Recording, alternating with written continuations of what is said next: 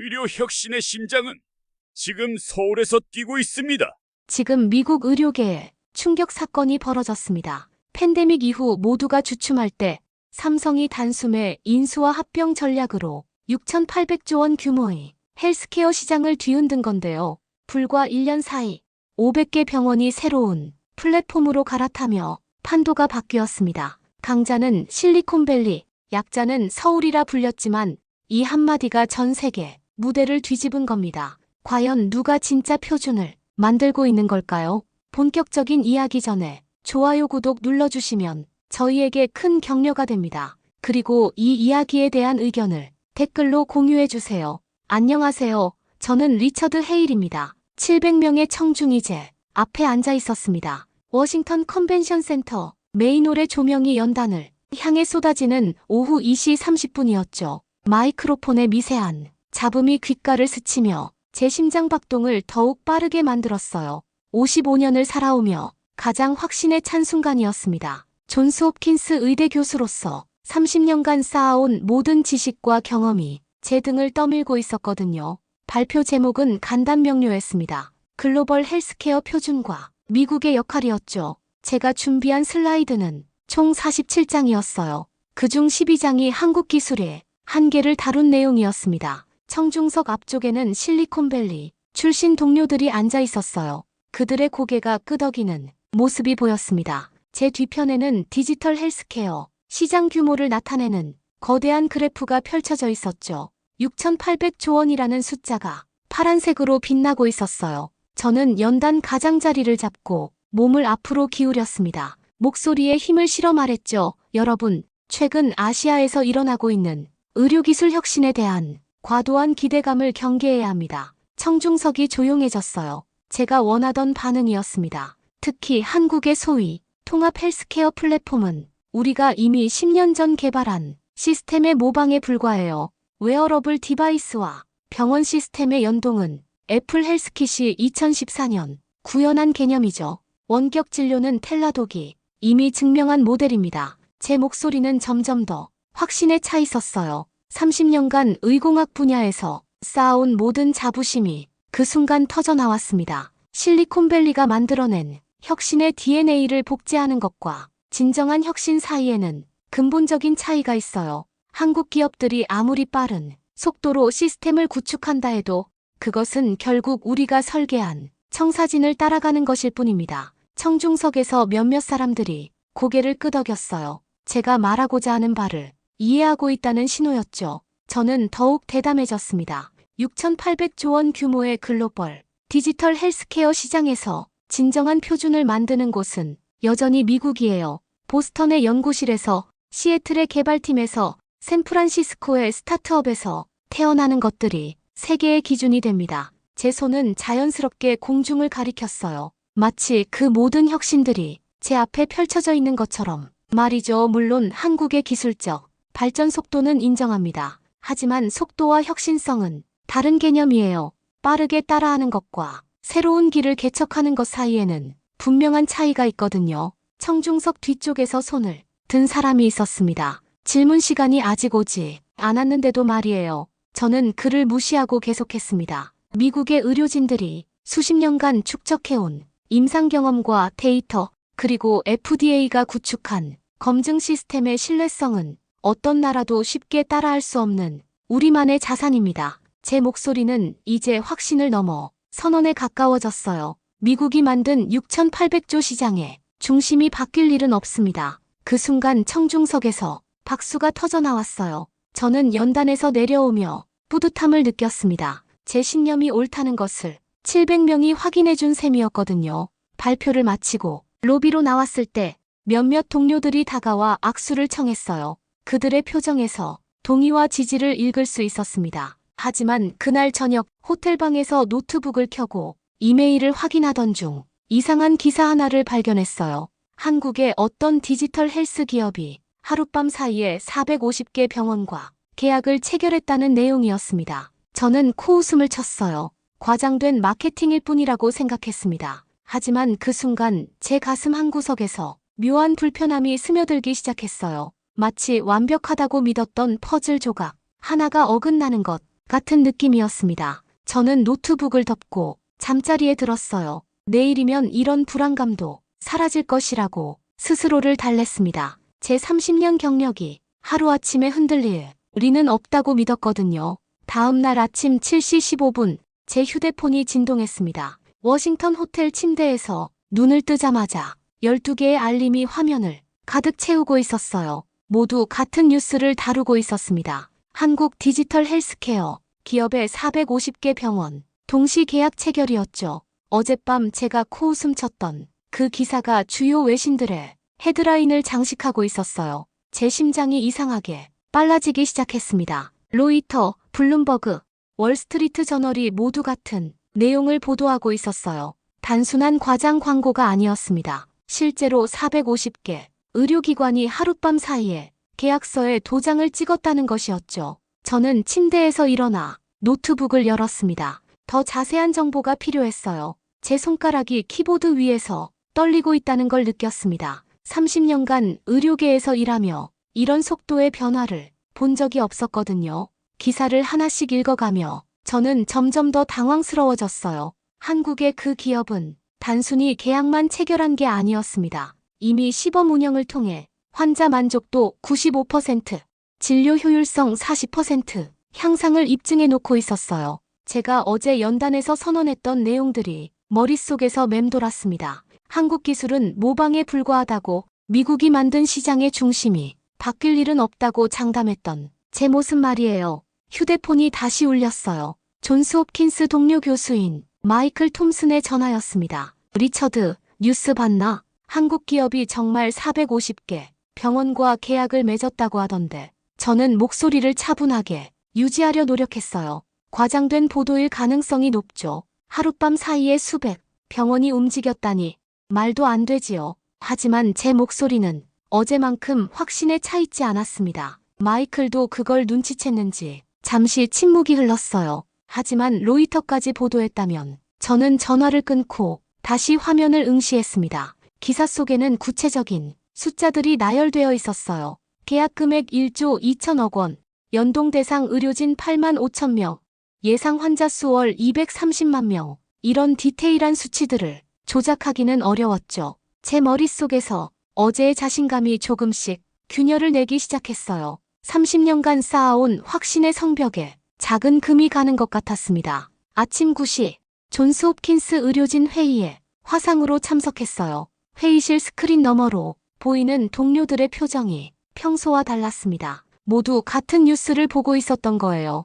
우리도 이런 통합 시스템을 고려해봐야 하지 않을까요? 젊은 레지던트 하나가 조심스럽게 말했습니다. 저는 즉시 반박했어요. 성급한 판단은 위험합니다. 검증되지 않은 시스템을 도입하는 것은 환자 안전을 위험에 빠뜨리는 일이에요. 하지만 제 목소리에는 어제의 권위가 부족했어요. 동료들도 그걸 느꼈는지 아무도 추가 질문을 하지 않았습니다. 회의를 마치고 혼자 남은 호텔방에서 저는 창밖을 바라봤어요. 워싱턴의 회색 하늘이 제 기분과 닮아 있었습니다. 450이라는 숫자가 머릿속에서 맴돌았어요. 정말 하룻밤 사이에 그 많은 병원이 결정을 내렸다는 말인가? 제가 평생 믿어왔던 미국 의료계의 신중함과 체계적 검증 과정은 어디로 갔단 말인가? 저는 노트북 앞에 앉아 한국 그 기업의 공식 홈페이지를 찾아봤어요. 생각보다 정교하고 전문적인 사이트였습니다. 기술 설명도 구체적이었고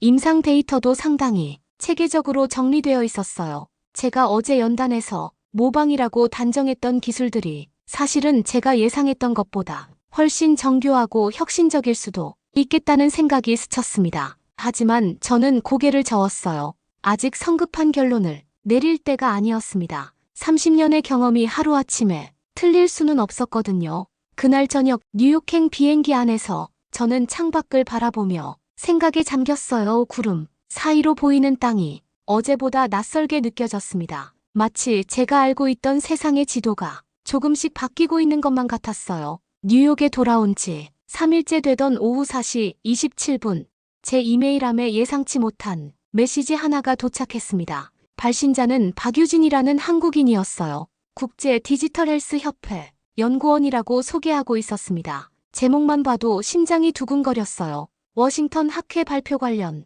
초청이라는 내용이었거든요. 42세 여성 연구자가 55세인 저에게 보내는 정중하지만 단호한 톤의 메시지였습니다. 메일을 열어보자 깔끔한 한국어와 영어가 번갈아 나타났어요. 박유진은 제 워싱턴 발표를 직접 들었다고 했습니다. 그리고 한국의 실제 의료 현장을 보여주고 싶다는 제안을 했어요. 헤일 교수님의 견해를 존중하지만 직접 보시기 전까지는 판단을 유보해 주시길 바랍니다. 문장이 정중했지만 그 안에는 확신이 담겨 있었어요. 마치 자신이 보여줄 것에 대한 절대적 신뢰가 느껴졌습니다. 저는 메일을 2번 더 읽었어요. 솔직히 호기심이 생겼습니다. 450개 병원 계약 소식 이후로 제 마음 한구석에서 자라고 있던 의문을 해결할 기회일 수도 있었거든요. 하지만 동시에 냉소적인 마음도 들었어요. 아마 과장된 마케팅 쇼를 보여주려는 것일 거라는 생각이 지배적이었습니다. 그날 저녁 제 연구실에서 박유진에게 회신을 보냈어요. 관심 있는 제안입니다. 다만 학술적 객관성을 위해 사전 준비된 시연이 아닌 실제 운영 현장을 보고 싶습니다. 답변은 6시간 후에 왔어요. 서울 시간으로는 새벽이었을 텐데도 말이죠. 물론입니다. 준비된 시연이 아닌 실제 환자들이 이용하는 생생한 현장으로 안내해드리겠습니다. 2주 후 저는 인천국제공항에 내렸습니다. 14시간의 비행 끝에 맞닥뜨린 한국의 첫인상은 생각보다 체계적이고 현대적이었어요. 공항에서 박유진을 만났는데 이메일로만 소통했던 것과 달리 실제로는 차분하면서도 에너지 넘치는 사람이었습니다. 먼저 일반 가정집부터 보시죠. 박유진이 택시 안에서 말했어요. 저는 의아했습니다. 병원이 아닌 가정집이라니. 의료 혁신을 가정에서 확인한다고요? 네, 진정한 변화는 병원이 아닌 일상에서 시작됩니다. 30분 후 우리는 강남구 아파트 한 세대에 도착했어요. 67세 당뇨 환자 김정호 씨의 집이었습니다. 박유진이 미리 양해를 구해둔 상황이었어요. 김정호 씨가 아침 루틴을 보여주기 시작했습니다. 먼저 손목에 스마트워치를 확인했어요. 그 순간 냉장고 화면에 혈당 수치가 나타났습니다. 7.8mm이라는 숫자가 선명하게 떴어요. 어떻게 냉장고가? 제가 말을 못 끝내자 박유진이 설명했어요. 웨어러블 디바이스가 측정한 데이터가 즉시 가전제품으로 전송됩니다. 냉장고는 혈당 수치에 맞는 식단을 추천하고 에어컨은 최적 습도를 조절해요. 김정호 씨가 냉장고 문을 열자 내부 화면에 오늘 권장식품 목록이 나타났어요. 아보카도, 견과류, 저지방 우유가 초록불로 표시되어 있었습니다. 반대로 빵과 과일은 빨간불이었어요. 저는 입을 다물 수 없었어요. 이론적으로는 가능하다고 생각했지만 실제로 작동하는 모습을 보니 충격적이었습니다. 냉장고가 혈당을 관리한다니 과연 믿을 수 있을까요? 제가 중얼거리자 김정호 씨가 웃으며 답했어요. 3개월 전부터 사용하는데 당화혈색소가 8.2에서 6.4로 떨어졌습니다. 박유진이 태블릿을 꺼내 보여주었어요. 김정호 씨의 3개월 데이터가 그래프로 정리되어 있었습니다.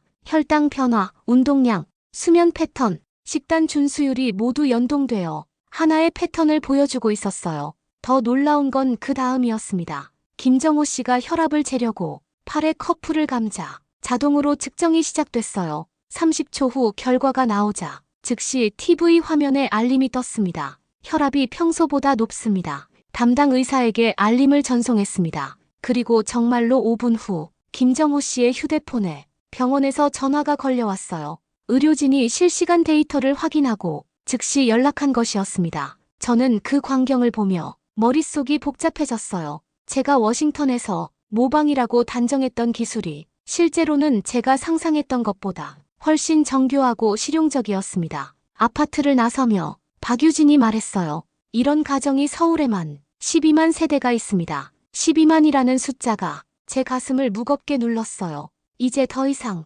단순한 실험이나 시범, 사업이 아니었습니다. 다음 날 오전 10시 정각 박유진이 준비한 2번째 장소는 강남구 삼성동의 한 회의실이었습니다. 27층 건물의 최상층에서 내려다보는 서울 시내가 한눈에 들어왔어요.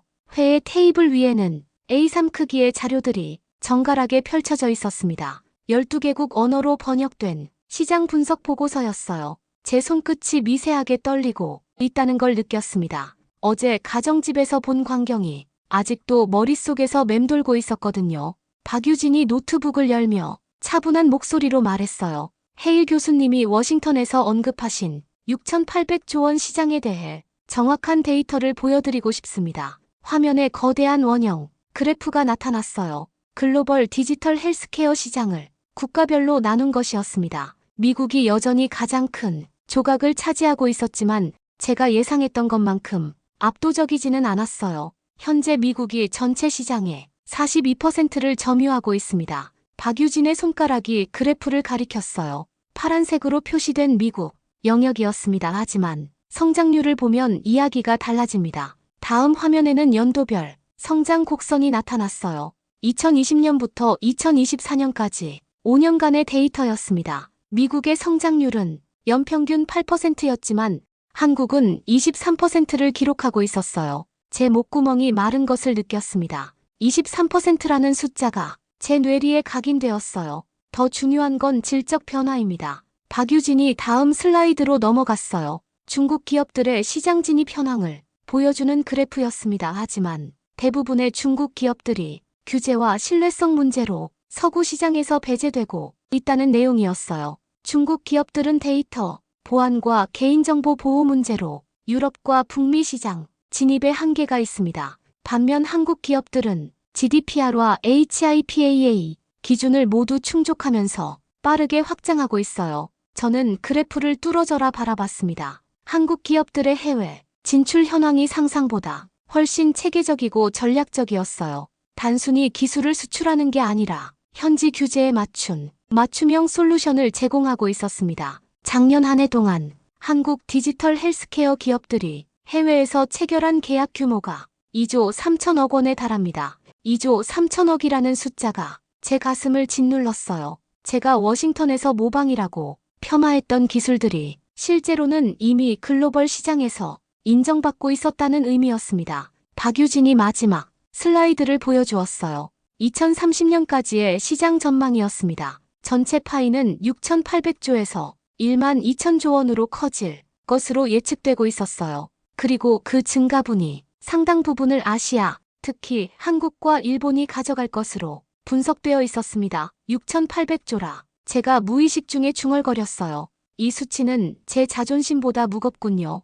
박유진이 고개를 끄덕였어요. 숫자 자체보다 중요한 건 변화의 방향성입니다. 의료기술의 중심축이 서서히 이동하고 있어요. 그 순간 제 30년 경력이 한 순간에 작아지는 느낌이었어요. 제가 확신했던 미국 중심의 의료기술 패러다임이 이미 변화의 물결 속에서 재편되고 있었다는 걸 부정할 수 없었습니다. 회의실을 나서며 엘리베이터를 기다리는 동안 저는 창밖을 바라봤어요. 서울의 스카이라인이 어제와는 다르게 보였습니다. 단순한 아시아의 한 도시가 아니라 새로운 의료 혁신의 중심지로 느껴졌어요. 내일은 실제 병원 현장을 보여드리겠습니다. 박유진의 말에 저는 고개를 끄덕였어요. 이미 제 마음속 깊은 곳에서는 변화가 시작되고 있었습니다. 하지만 아직 완전히 인정하고 싶지는 않았어요. 30년간 쌓아온 신념을 하루아침에 뒤집을 수는 없었거든요. 그날 밤 호텔에서 저는 천장을 바라보며 잠들지 못했어요. 6,800조라는 숫자와 23%라는 성장률이 머릿속에서 맴돌았습니다. 제가 알고 있던 세상이 생각보다 빠르게 변하고 있다는 사실을 받아들이기 시작했어요. 3일째 아침 8시 45분, 박유진이 안내한 곳은 강남성심병원이었습니다. 지하 1층부터 지상 12층까지 총 13개 층의 건물이 아침 햇살을 받아 반짝이고 있었어요. 병원 입구에서부터 74개의 디지털 스크린이 환자 대기 현황을 실시간으로 보여주고 있었습니다. 복도를 걸으며 제 심장 박동이 빨라지는 걸 느꼈어요. 어제 회의실에서 본 숫자들이 이제 현실로 다가오고 있다는 예감이 들었거든요. 30년간 병원에서 일해왔지만 이렇게 체계적으로 디지털화된 의료 환경은 처음이었습니다. 박유진이 심장내과 진료실로 안내했어요. 김도연 과장이 52세 남성 환자를 진료하고 있는 중이었습니다. 환자가 진료대에 누워있고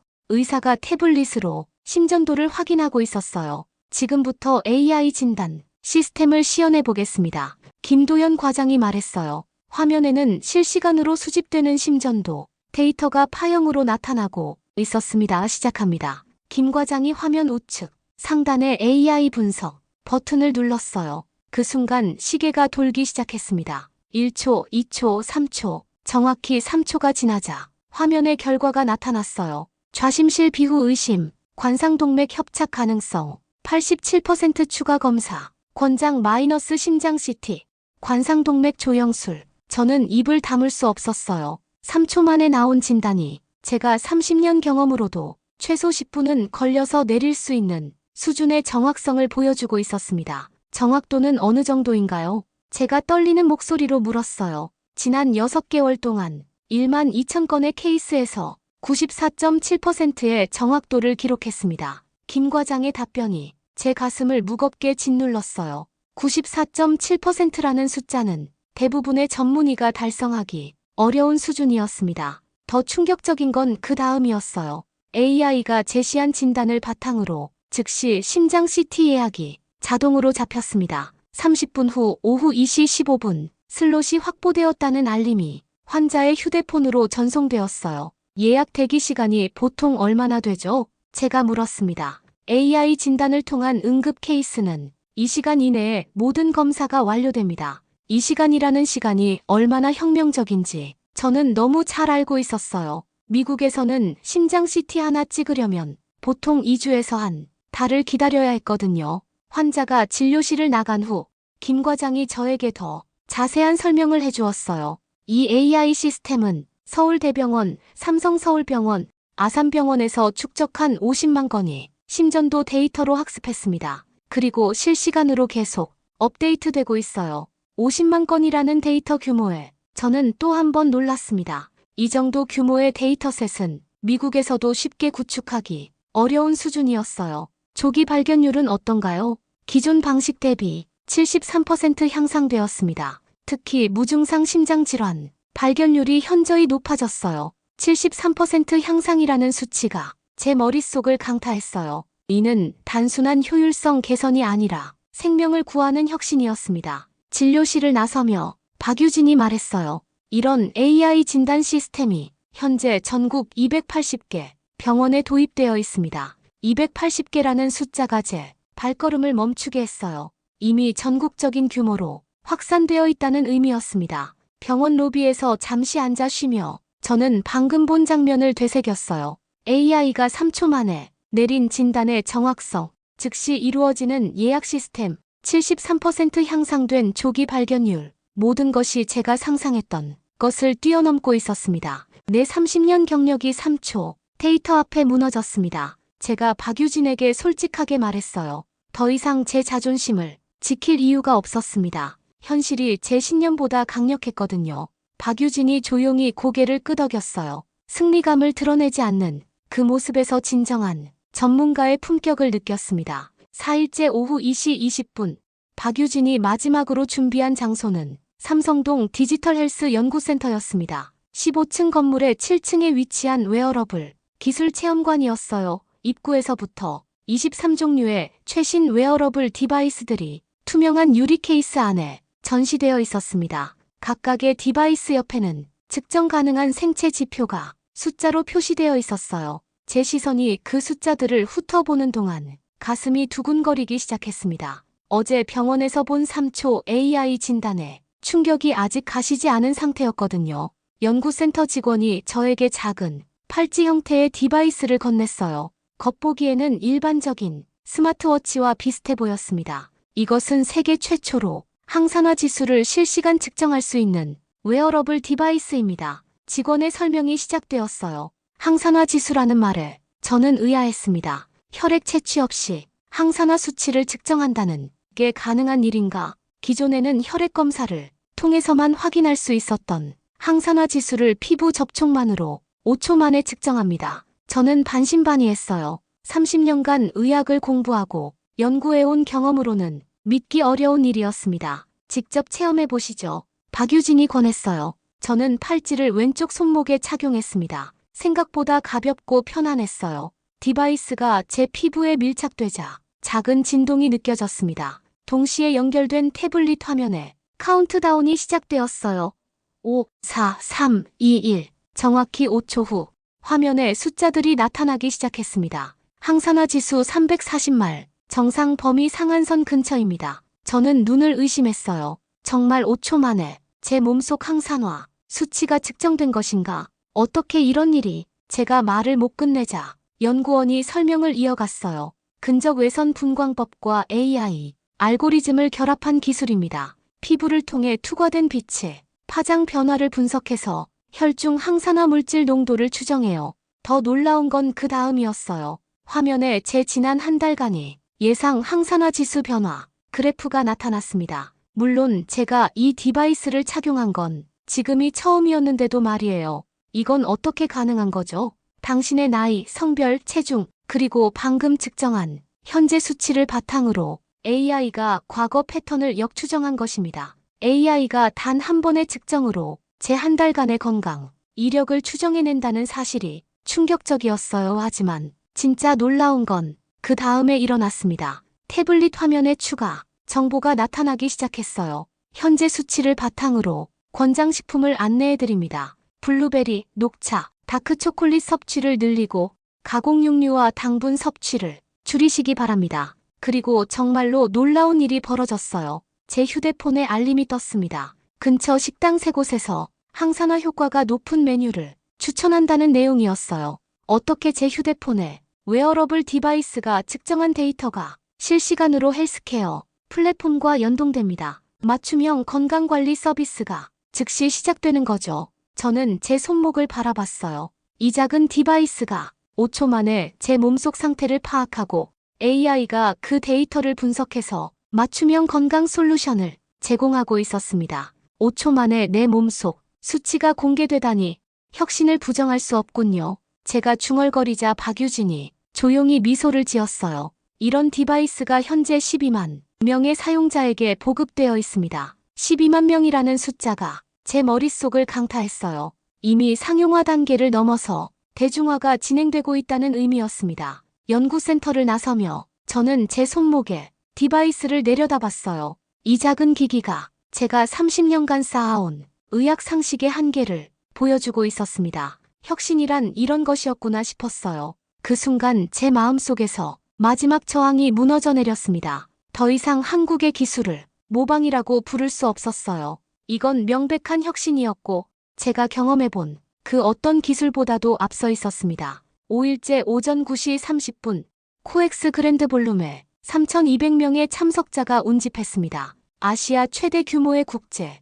디지털 헬스케어 컨퍼런스 개막식이었어요. 42개국에서 온 의료진, 연구자, 기업인들이 거대한 홀을 가득 메우고 있었습니다. 무대 위 LED 스크린의 크기만도 가로 20m, 세로 8m였어요. 제 가슴이 두근거리며 긴장감이 목구멍까지 차올랐습니다. 지난 4일간 체험한 충격적인 기술들이 이제 전 세계 앞에서 공개될 예정이었거든요. 박유진이 제 옆자리에 앉으며 속삭였어요. 오늘 한국 기업들의 통합 로드맵이 최초로 공개됩니다. 통합 로드맵이라는 단어에 저는 긴장했어요. 지금까지 본 것들이 단편적인 기술 시연에 불과했다면 오늘은 전체 그림을 보게 된다는 의미였습니다. 무대에 한국 최대 디지털 헬스케어 기업의 CEO가 올라왔어요. 김태준이라는 45세 남성이었습니다. 그의 첫마디가 홀 전체를 조용하게 만들었어요.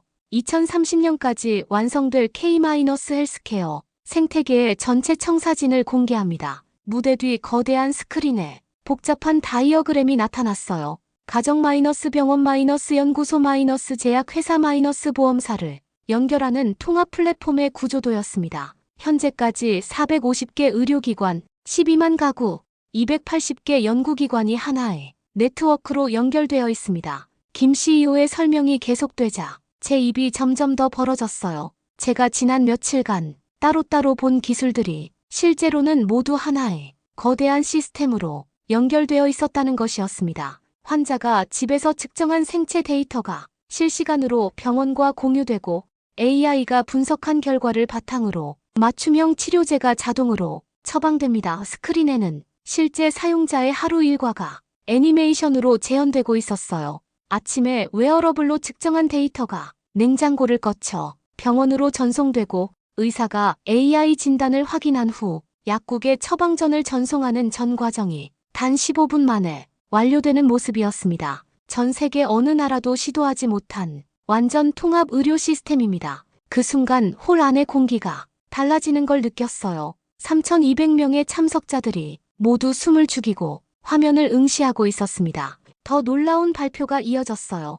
2025년 말까지 전국 1,000개 병원으로 확장하고 2027년에는 동남아시아 6개국에 수출할 예정입니다. 1,000개 병원이라는 숫자가 제 머릿속을 강타했어요. 이미 이것은 실험이나 시범 사업이 차원을 완전히 벗어난 것이었습니다. 현재 12개국으로부터 기술, 도입 요청을 받고 있으며 그중 미국 3개 주와 유럽 4개 국가가 포함되어 있습니다. 미국이라는 단어를 듣는 순간 제 얼굴이 화끈거렸어요. 제가 워싱턴에서 미국이 만든 시장의 중심이 바뀔 일은 없다고 장담했던 것이 얼마나 오만한 발언이었는지 깨달았습니다. 김 CEO가 마지막 슬라이드를 보여주었어요.